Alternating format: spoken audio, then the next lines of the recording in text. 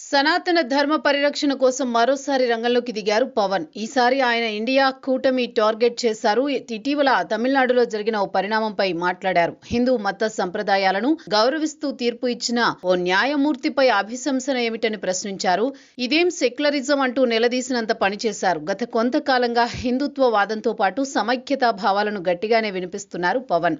ముఖ్యంగా తమిళనాడు రాష్ట్రంలో జరుగుతున్న రాజకీయ పరిణామాలను నిశితంగా గమనిస్తున్నారు. అక్కడ డిఎంకే అనుసరిస్తున్న అంశాలను గట్టిగానే నిలదీస్తున్నారు. ఇటీవలే పవన్ తమిళనాడులో పర్యటించిన సంగతి తెలిసిందే. గొప్ప ఆధ్యాత్మిక ప్రసంగం కూడా అక్కడ చేశారు. ఇప్పుడు మరోసారి హిందుత్వవాదానికి మద్దతుగా గట్టిగానే మాట్లాడారు పవన్. హిందువులకు అనుకూల తీర్పు ఇచ్చారని, తమిళనాడులో కొండపై హిందూ ఆలయానికి సంబంధించి అక్కడ అనాదిగా వస్తున్న సంప్రదాయాన్ని జటిలం చేశారు. దర్గా కమిటీతో వివాదం కోర్టు వరకు దారితీసింది. ఓ కొండపై కార్తీక దీపం వెలిగించే క్రమంలో ఈ వివాదం రేగింది. అయితే పరిమిత సంఖ్యలోనే జనం వెళ్లి కార్తీక దీపం వెలిగించుకోవచ్చని న్యాయమూర్తి తీర్పు చెప్పారు. ఆ ఏర్పాట్లు చేయాల్సి వచ్చిన ఆదేశాలను పట్టించుకోలేదు డిఎంకే ప్రభుత్వం.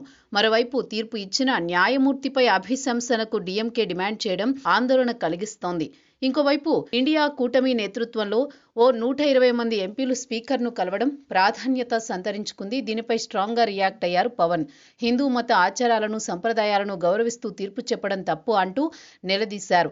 ఇదేం సెక్యులరిజం అంటూ తీవ్రస్థాయిలో మండిపడ్డారు. శబరిమల అయ్యప్ప స్వామి విషయంలో వచ్చిన ఆదేశాల గురించి ఎందుకు పట్టించుకోలేదంటూ ప్రశ్నించారు పవన్. పవన్ మరోసారి సనాతన ధర్మ పరిరక్షణ కోసం గట్టిగానే మాట్లాడే అవకాశం ఉంది. తిరుమల లడ్డు వివాదం తదనంతర పరిణామాల క్రమంలో పవన్ సనాతన ధర్మ పరిరక్షణ కోసం ప్రత్యేక బోర్డు ఏర్పాటు చేయాలని డిమాండ్ చేసిన సంగతి తెలిసిందే.